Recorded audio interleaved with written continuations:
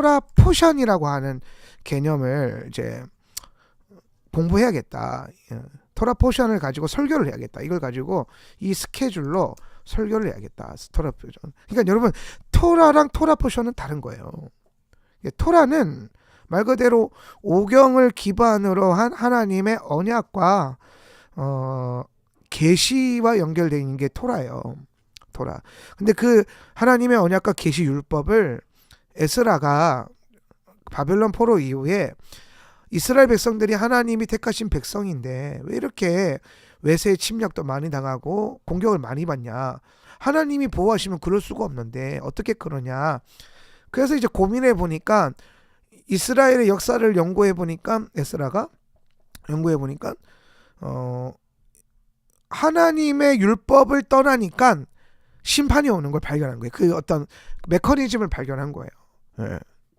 그러니까 사실 대단한 일인 거예요. 지금이야 우리가 이 66권 성경이 있으니까 성경 전체적으로 몇 번 쭉 보면은 대충 감이 오잖아요. 아, 이렇게 살면 혼나는구나, 이렇게 살면 복을 받는구나, 감이 오는데 에스라 시대 때는 뭐 성경이라는 게 흔한 것도 아니었고, 성경을 해봤자 막 커다란 두루마리로 막 이런 어떤 그 성전의 안에서만 이렇게 배치되어 있을 거고, 어떤 좋은 예시반에 가야 이제 겨우 한번 잠깐 볼 수 있는 뭐 그것도 단권으로.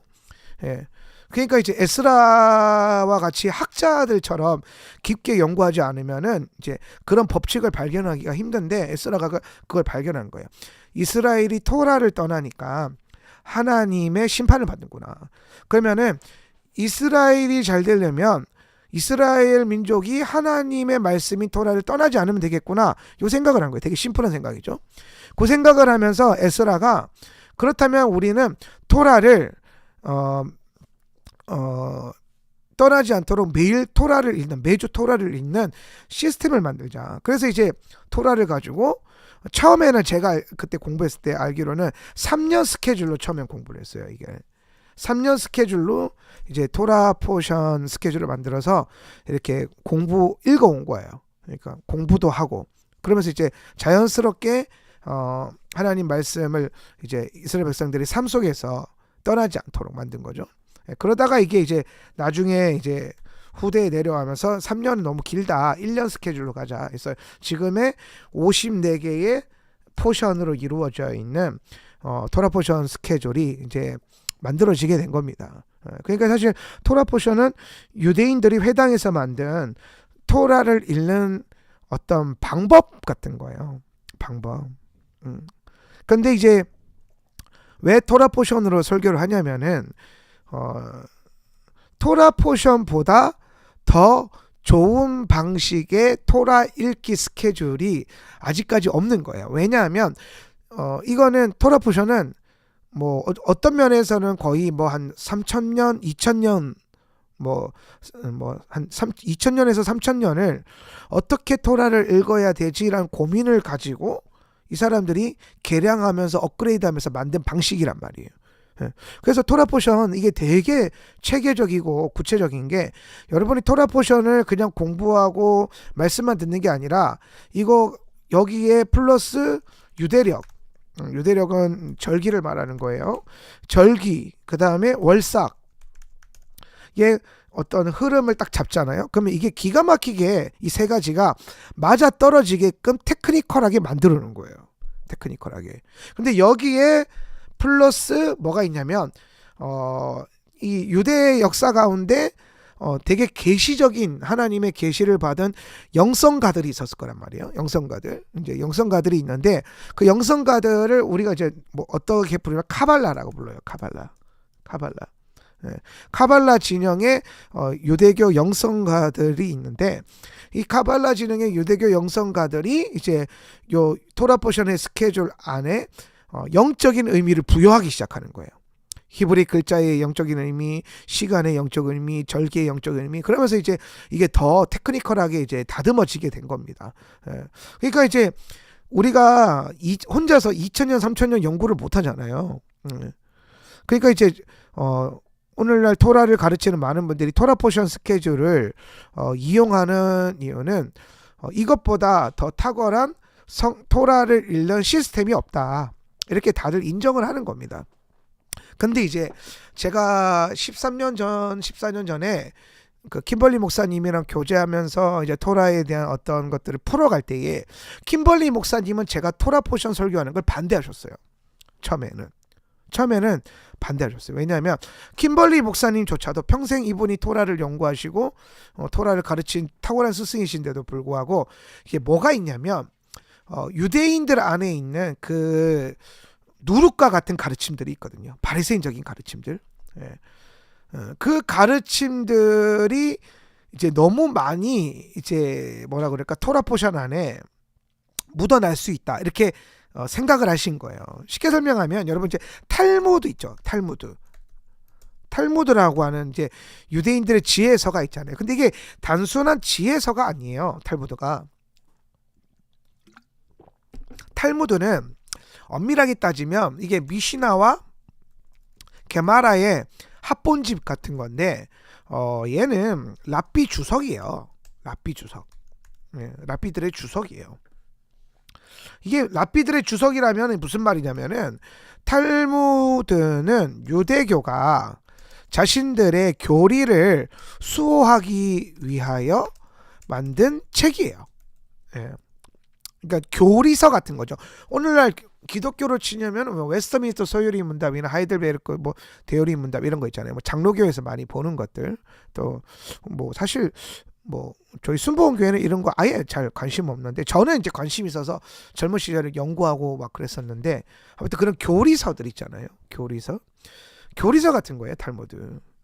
그래서 사실 탈무드 안에는 뭐가 있냐면은 이게 현대 이제 탈무드, 그러니까 1세기 이후 탈무드는 예수 그리스도에 대한 예수님에 대한 가르침을 혹은 메시아됨을 부인하는 시스템을 만듭니다. 부인하는 시스템을 만들어요. 예. 그래서 탈무드를 계속 공부하게 되면 예수님의 가르침과 복음의 가르침에서 점점 멀어지게 되고 결국에는 그거를 부정하게 되는 부인하게 되는 시스템으로 탈무드를 만듭니다. 예. 그래서 유대인들 가운데 메시아닉들 있잖아요. 메시아닉이라고 하는 건 이제 아마 여기 방송 보시는 분 중에서 이런 배경 지식이 아예 없는 분들이 있어서 제가 이제 아주 이제 이럴 때 좀 기본적인 것부터 가르치는데 메시아닉이라고 하는 진영이 있어요. 메시아닉은 보통 메시아닉 주의 준말인데 메시아닉 주 이들은 뭐냐면은 메시아를 믿는 유대인이라는 뜻이에요. 메시아를 믿는 유대인들.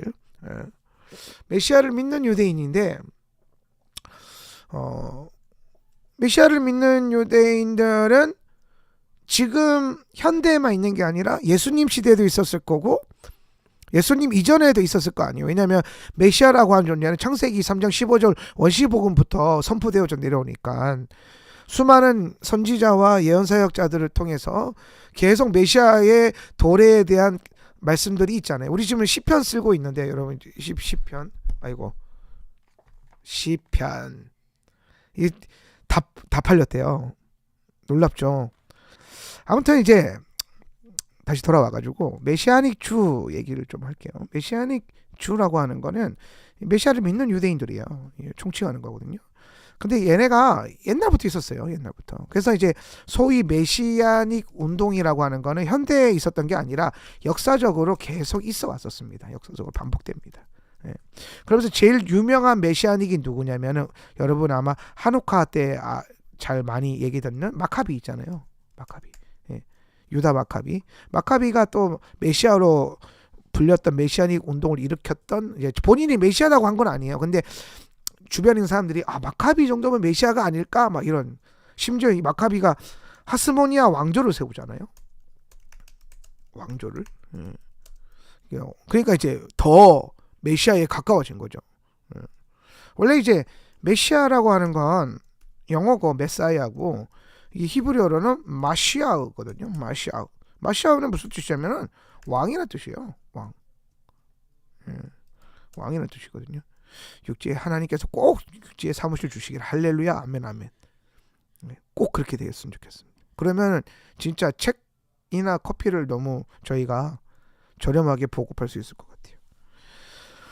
교회가 있으면 더 좋겠죠. 육지에 교회 하나 있으면 제가 자주 가서 집회도 하고 하면 참 좋잖아요. 자, 그래서 이제 마시아는 왕이나 뜻이기 때문에 기본적으로 유대인들에게 있어서 메시아 개념은요, 구원자의 개념이 아니에요. 구원자의 개념이 아니라 이스라엘을 영원토록 잘되게 하실 왕이 올 것이다. 하나님이 보내신 왕이 온다. 예, 특별한 그 왕이, 왕 중에 왕이 오신다. 예, 뭐 그런 개념이거든요. 그렇기 때문에 역사적으로 이제 메시아, 저 사람이 메시아 아니야? 저 사람 메시아 아니야? 이런 운동들이 되게 많았어요. 그러다가 이제 우리가 잘 알고 있는 예수 그리스도께서, 예슈아께서 이 땅에 오시죠. 근데 어떤 예슈아? 그냥 예슈아라고 하면 안 돼요, 여러분. 예슈아도 이 시대에 정말 많았어요. 나자렛 예슈아라고 되죠. 나사렛 예수. 나자렛 예슈아. 나자렛. 우린 하울람이니까 이렇게 씁시다. 나자렛. 우리 하울람의 독특한 이제 표기법이잖아요. 시옷 받침 쓰지 않고 티읕 받침을 쓰는. 티읕 받침을. 왜냐하면 나자레트거든요. 그러면 나자렛이라고 부르는 게 맞아요. 샤밧이잖아요. 샤바트를 줄여서 샤밧이라고 그런 거거든요. 트예요. 뒤에 나오는 게 샤바스가 아니라. 그러니까 시옷은 사실 약간 영어 버전이거든요. 영어 버전. 그래서 사실 우리는 한글로 똑같잖아요. 샤밧 똑같은데 표기했을 때 티옷을 쓰면 저 뒤에 타부가 붙는구나, 뭐 이런 식으로 이해하게 되는 거죠. 시옷 붙여버리면은 애매해지잖아요. 시옷 붙으면은 신 아니면은 신도 아니야. 그거는 뭐 자인 아니면은 뭐죠?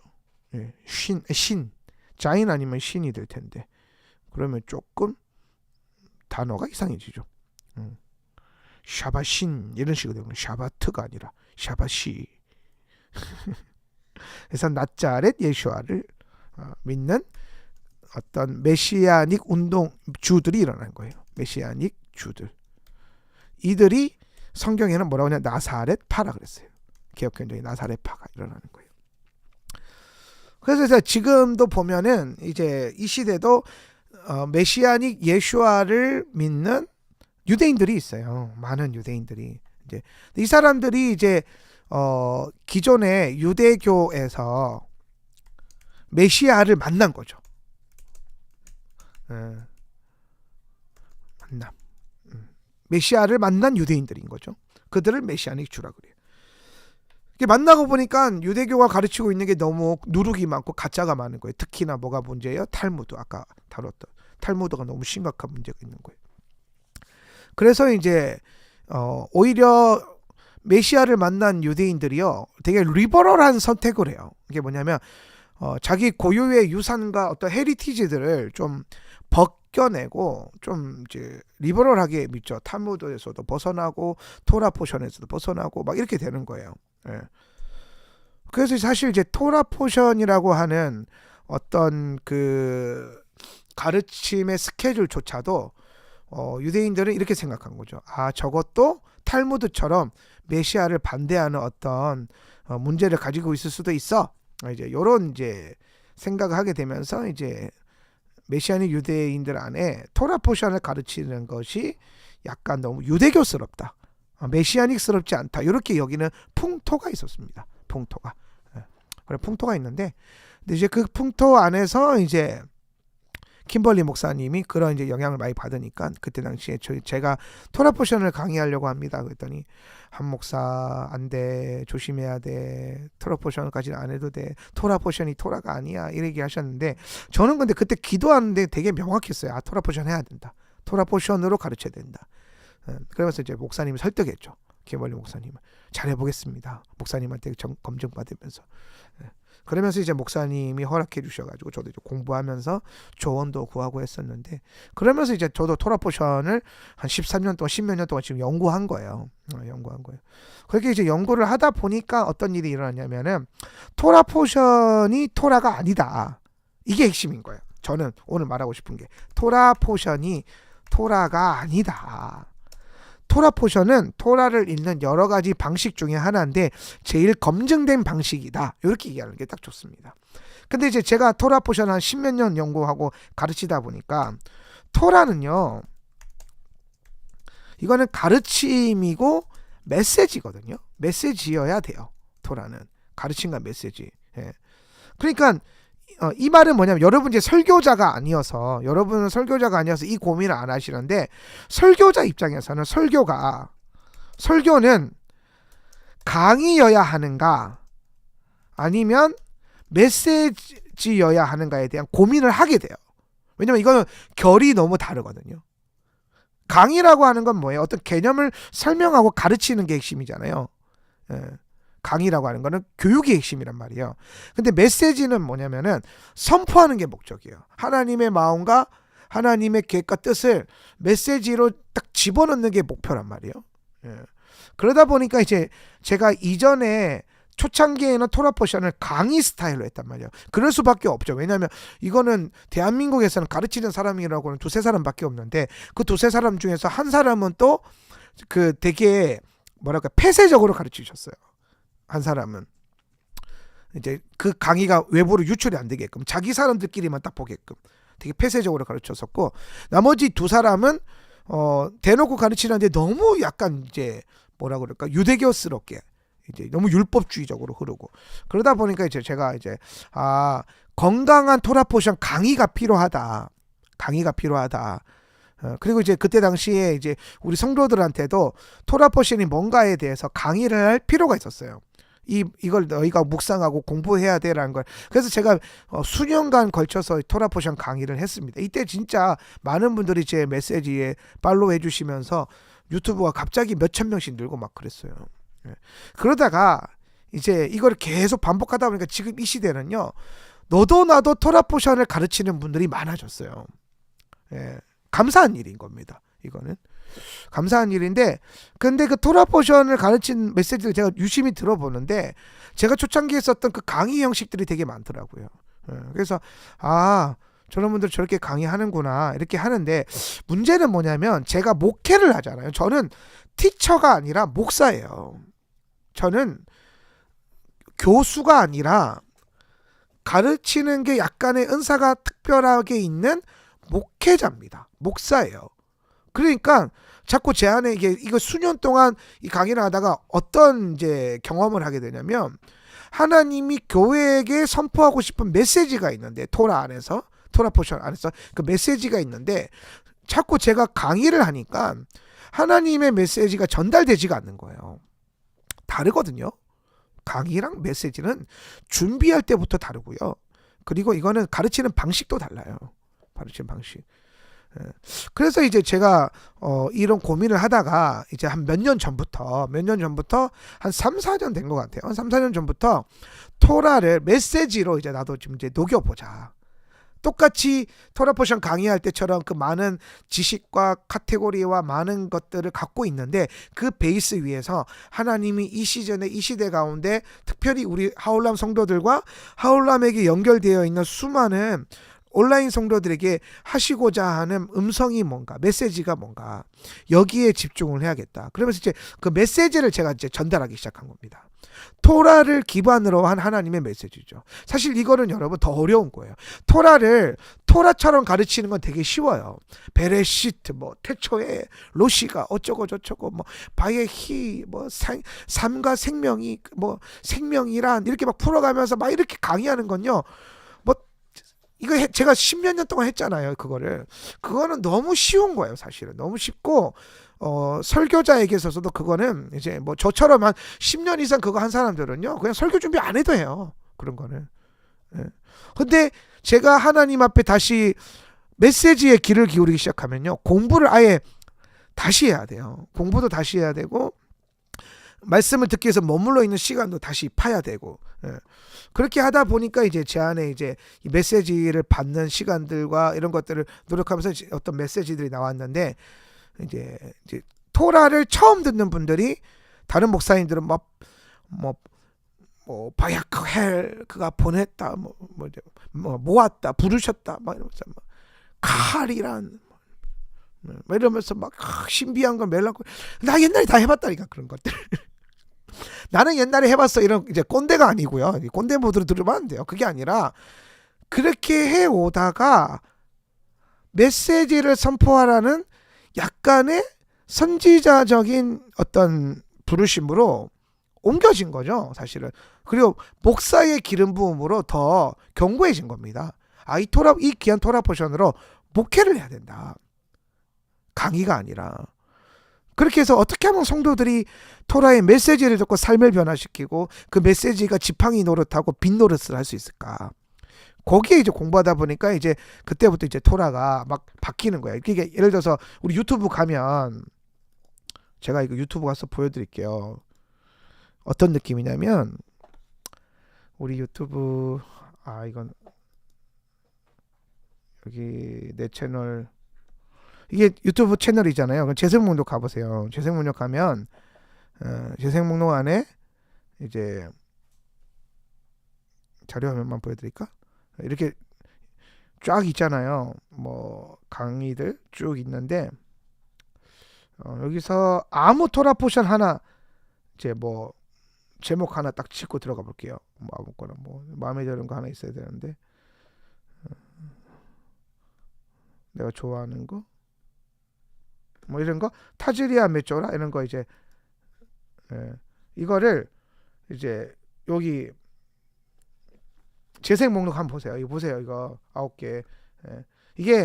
이거는 5777년부터 이제 메시지가 이제 나와 있는데 이런 5777년 메시지 이런 거 이제 보시면 이제 보세요. 메쪼라 계속 이렇게 가잖아요. 80년대에도 그러니까 여러분 이게 저기서 이제 요 사이에 타즈리아 메쪼라 사이에 이제 사실 더 있어요. 5778, 79가 있는데 그 두 주간에 뭔가 아마 절기 설교를 했던 것 같아요. 그러니까 이게 메쪼라 막 이렇게 간단 말이에요. 계속 이렇게 가르치다가 어느 순간 여기서 메시지가 나와요. 이게 그러니까 2년 전부터네. 2년 전부터 회복된 아담으로 살아가라. 그러니까 위에 조그맣게 토라 포션 메쪼라 이렇게 타즈리아 메쪼라 해놓고 메인은 뭐냐면 회복된 아담으로 살아가라 이렇게 설교하기 시작한 거예요. 이게 뭐냐면 토라 포션 베이스 위에서 내가 이제 메시지를 선포하기 시작한 거예요. 작년에는 뭐였어요? 영광의 옷을 입는 삶. 아니네. 3년 전부터 했네. 3년 전부터. 그러니까 2년 전에는 영광의 옷을 입는 삶. 똑같은 토라 포션 안에서 그 메시지를 전하고 이렇게 바뀌었다라는 거예요. 토라 포션을 가르치는 삶은 바뀐 게 아닌데 그 강의 방향성은 바뀌지 않았는데 뭐가 바뀌었냐면 강의 중심에서 메시지 중심으로 바뀐 거예요. 강의 중심에서 메시지 중심으로. 네, 제가 버튼을 잘못 눌러서 그래요. 이거 IT 하지 않았습니다, 제가. 네. 그러니까 이제 이런 메시지로 이제 성도들을 목양하기 시작한 거예요. 이때. 그리고 제가 이 메시지를 먹이는 요 타이밍 3년 전 요 타이밍 있잖아요. 요 때가 이제 저희 교회가 100명이 넘어가던 이제 지금 이제 100명 넘어가는 성도를 유지하고 있는데 그 정도 볼륨이 생긴 타이밍이에요. 그러니까 이제 더 이상은 강의 위주가 아니라 성도들의 삶을 변화시키는데 또 교회가 연합하고 메시지로 정렬되는데 좀 더 중요한 포커스를 둔 시절인 거죠. 그러니까 이제 메시지가 가는 거예요. 그러니까 메시지로 가야 되는 거예요. 근데 메시지로 가는데 뭐는 바뀌지 않는다. 토라를 가르치는 중심은 바뀌지 않아요. 토라라니까요. 근데 토라를 강의 형식으로 할 거냐, 메시지로 할 거냐. 그러니까 강의로 안 하고 메시지로 하니까 갑자기 뭐 히브리어 안 풀고 막 제목 안 풀고 뭐 멜랑콜리한 소리 안 한다고 이제 토라 포션 안 한다 이런 식으로 얘기하는데 그렇게 말하면 안 되죠. 네. 나는 숨만 쉬어도 토라예요. 네. 나는 진짜 토라로 예수님 오실 때까지 토라를 가르치는 게 제 삶의 큰 어떤 뭐라 그럴까 가장 큰 부르심으로 생각하고 있기 때문에 그럴 수가 없습니다. 아무튼 이제 그래서 이제 사람들이 이런 방향성이 바뀌니까 갑자기 내가 토라를 안 가르친다 했는데 토라 그게 더 사실은 이게 더 어려운 거예요. 이거는 제가 생각했을 땐 이런 식으로 강의를 하려면 토라를 적어도 4년에서 5년 빡세게 공부를 하고 가르쳐 본 사람만이 이렇게 할 수 있어요. 네. 저도 해보니까 한 7, 8년 강의식으로 해보니까 그 다음부터 메시지로 녹여내지기 시작하더라고요. 그러니까 오히려 지금 여러분이 듣는 어떤 메시지 같은 토라가 가볍게 들릴 수 있고 쉽게 들릴 수 있는데 사실은 더 깊이 있게 들어올 수 있어요. 그러니까 뭐 되게 어렵고 신비하게 가르치는 거에 꼬이면 안 돼요. 자꾸 토라를 어렵게 가르치는 사람들 부류가 있는데 어떤 목사님은 일부러 토라를 어렵게 가르친다고 하더라고요. 근데 그건 틀린 거예요. 진리는 어렵게 가르치면 안 돼요. 쉽게 가르쳐야지. 히브리어를 쉽게 배울 수 있는 목사님만의 팁이 있을까? 히브리어가 어렵습니다. 요거 좋은 질문입니다. 오케이. 요거 한 가지만 하고 마무리하겠습니다. 또 질문을 주셨으니까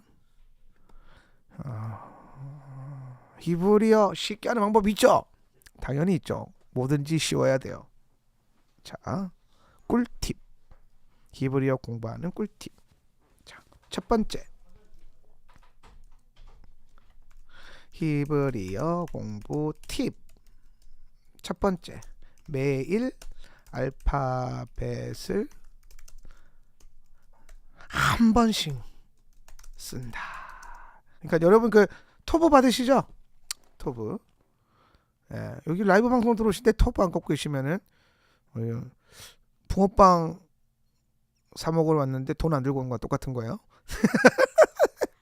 토브에 보면 토브는 제가 이제 제 사역에 역작으로 불러요. 저는 진짜 이걸로 사역자들이 엄청 고민도 많이 하고 이것 때문에 사역자들이 진짜 그때 당시에 사역이 안 바빠서 이걸 할 수 있었던 거지. 정말 그 토시 하나하나 이 밑에 음역까지 저희가 이게 음역이 이런 게 없었어요. 우리나라에. 있어도 막 옛날 음역 있잖아요. 옛날 음역 그 옛날 독일식 음역 있거든요. 히브리어. 뭐 바브를 와우 이렇게 보는 분들 있잖아요. 바브가 아니라 와우 이렇게 보는 분들. 예. 그런 그 번역 버전밖에 없어서 너무 이제 이질감이 있는 거예요. 그래서 이거를 우리 사역자들이 리스닝 그 유대인들이 읽는 그 토라 이제 있잖아요. 강연 같은 그 토라 강독 그거 다 들으면서 하나하나 발췌해 가면서 만든 거예요. 이 책이 여러분 감사함을 읽으셔야 되는 책이에요. 이거.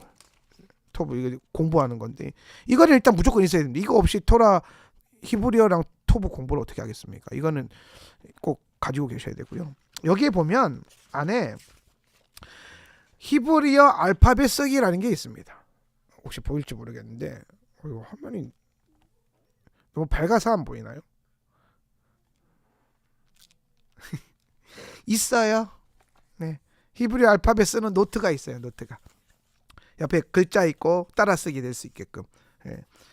히브리어 알파벳 쓰기 노트가 있는데 이 노트를 사용하셔서 제가 추천하는 첫 번째 방법은 매일 알파벳을 알레프부터 타브까지 한 번씩을 쓰는 거예요. 한 번씩 쓴다. 제가 실제로 그렇게 했어요.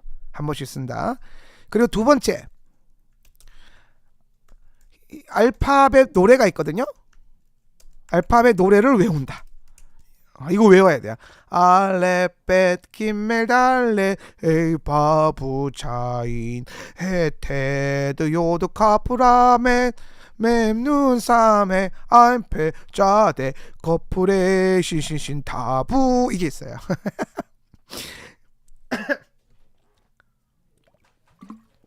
요거를 꼭 외우셔야 됩니다. 그래서 이제 요걸 노래를 먼저 외우면 좋을 것 같은데. 예. 노래를 먼저 외우고 여기 노래를 1번으로 합시다. 예.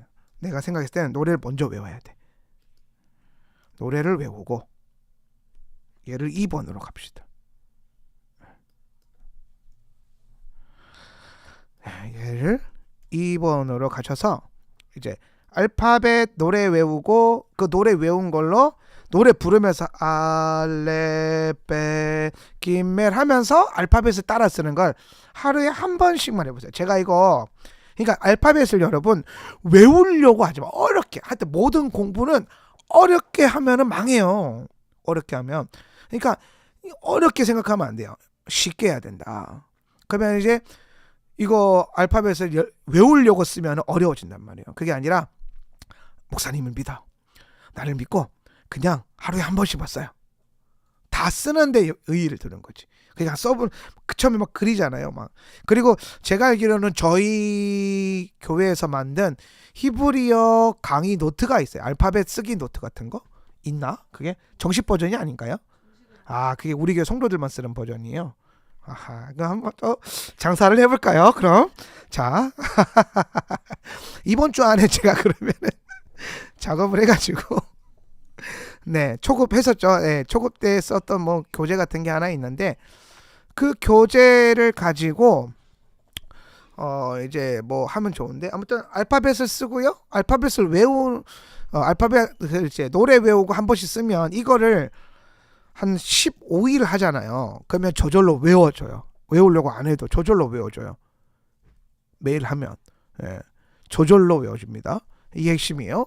그러니까 자연스럽게 돼야 되지 어렵게 하려고 하면은 다 도망가게 돼 있다. 그래서 자연스럽게 이렇게 하고요. 그 다음에 이제 우리 그 문현지 전도사가 하는 초급 히브리어 강의가 있어요. 이거 오픈되어 있나요? 강의가? 오픈되어 있대요. 네, 유튜브에 다 있습니다. 우리는 유튜브에 다 있어요. 네. 돈 안 받아요. 나는 그 아까 얘기하던 말처럼 성경 강의 하면서 너무 좀 심하게 돈을 받는 분들이 있어. 막 몇십만 원씩 받는 분들이 있는데 좀 불편해요. 그냥 딱 교재값 내고 강사 사례비 줄 만큼만 하고 간식비 좀 하고 하면 안 되나?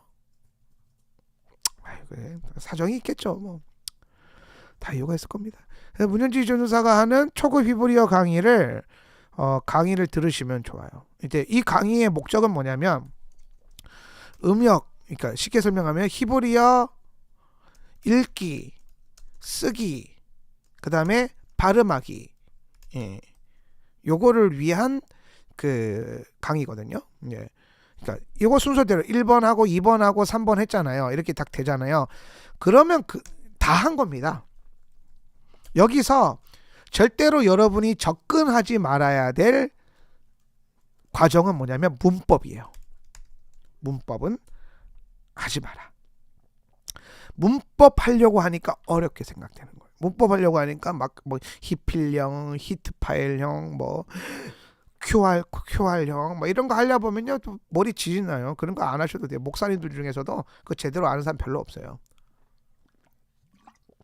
우리가 히브리어를 왜 공부해요? 히브리어 하나님의 마음을 알려고, 그죠? 성경 안에 있는 하나님 메시지를 알려고. 그걸 위해서라면요 1, 2, 3번까지만 하면 딱 돼요. 이렇게 하고 뭐 하면 되냐면 그 다음에 톱으로 매일 알리야 묵상을 하면 됩니다. 그리고 이제 요거 하면서 동시에 뭘 쓰면 좋냐면은 어플로 쓰시는 분들 픽트리 성경 같은 게 있어요. 픽트리 성경. 이거 앱인데 픽트리 성경 어플 같은 걸 사용하셔가지고 뭔가 이제 히브리어 검색하면서 보셔도 좋고요. 요즘은 여러분 챗GPT 있죠. 챗GPT 겁나 좋아요. 챗GPT.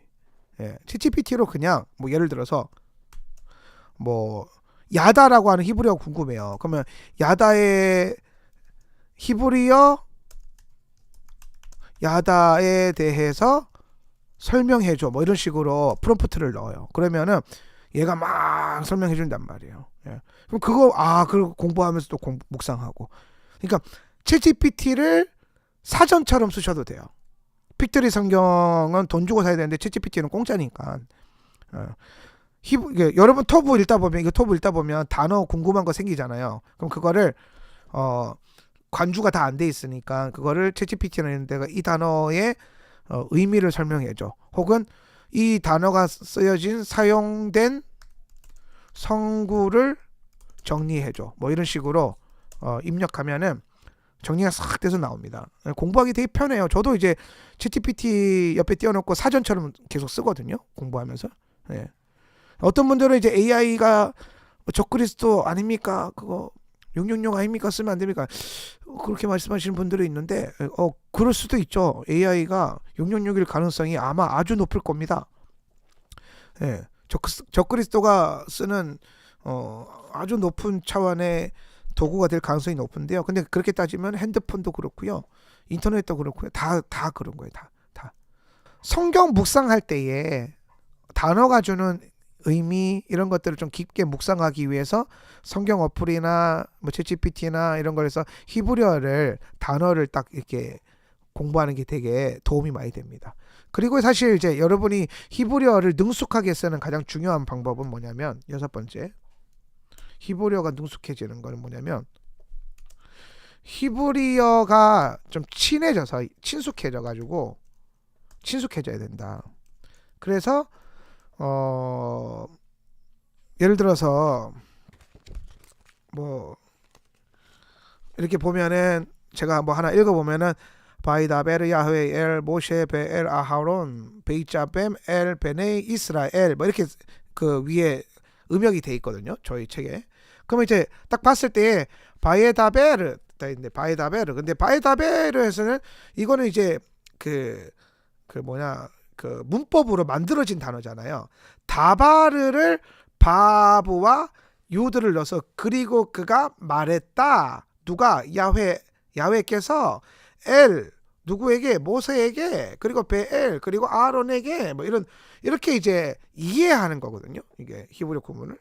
저도 문법을 잘 탁월하게 하는 건 아니에요. 근데 이제 딱 보면 알아요. 이게 이거 다바르구나. 이거 모세, 이거는 원형이 뭐겠구나, 이렇게 추측을 할 수 있다고요.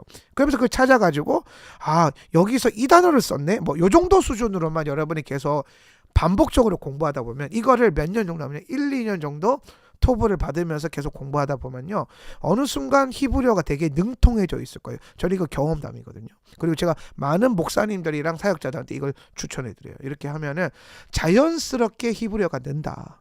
그러니까 결국에는 언어라고 하는 거는 자꾸 보고 매일 보고 친밀해지고 자꾸 써야 느는 거지, 그냥 뭐 막 치열하게 공부한다고 느는 건 절대로 아니다. 저는 이제 그렇게 생각합니다. 그래서 이 정도만 하시더라도 여러분이 히브리어로 하나님의 음성을 듣고 히브리어로 더 깊은 묵상을 하는 데는 전혀 문제가 없습니다. 히브리어를 그렇게 잘하려고 애쓰지 않아도 돼요. 이 정도만 하면 돼요. 물론 이제 이 정도가 아까 제가 막 읽었을 때 대충 이제 막 이해가 되는 그런 도죠. 사전 찾아가면서 그렇게 된다니까요, 저절로. 저는 이제 제가 공부할 때는 어떻게 공부했냐면, 저는 신학교에서 히브리어 공부한 게 아니에요. 제주도 와가지고 공부했는데, 아침에 그냥 일어나서 새벽 기도 대신 하루에 2시간씩 히브리어 책을 공부를 했어요. 그냥 펴놓고. 그냥 편하게 읽었어요. 쭉 읽고 따라서 쓰고 습작하고, 그러다 보니까 저절로 늘더라고요. 그래서 제가 느낀 게 뭐냐면, 매일 하는 게 제일 중요하다. 매일 자꾸 보고 읽고 친해지고, 그러다 보면 어느 순간 능통해져 있더라 라는 것. 그렇게 공부하시면 좋을 것 같습니다. 그러니까 이거 이상 하시려면요, 뭐 어디 가서 그냥 그 히브리어 되게 빡세게 가르치는 스쿨 같은 거 돈 내고 뭐 하면 이제 문법 같은 것도 배울 수 있긴 한데, 나는 굳이 나도 그렇게까지 공부하지 않은데, 묵상과 공부, 개인적인 영성을 위해서 공부하려는 여러분이 그 이상을 공부할 필요는 있을까 하는 의문은 좀 있어요. 잘하면 좋겠지만 뭐 굳이 그렇게까지 할 필요는 없을 것 같다라는 생각을 합니다. 매주 월요일마다 이렇게 함께 해주셔서 감사하고요. 매주 말씀을 팔로우하시고 하울람 사역을 팔로우해 주셔서 너무 감사하고요. 여러분 한 해 새해, 또 새로운 해 가운데 한 해 동안 하나님께서 많은 복을 주셨으면 좋겠습니다. 토라를 가까이 하는 자에게 하나님 복을 주십니다. 실제적인 복이 임하고, 물질적인 축복과 영적인 복, 모든 것들, 하늘의 신령한 복과 땅의 기름진 모든 복이 우리 삶 가운데 충만하게 채워질 거예요. 그런 기대감을 갖고 살았으면 좋겠고요. 다음 주에 또 월요일날 뵙겠습니다. 오늘도 수고하셨습니다.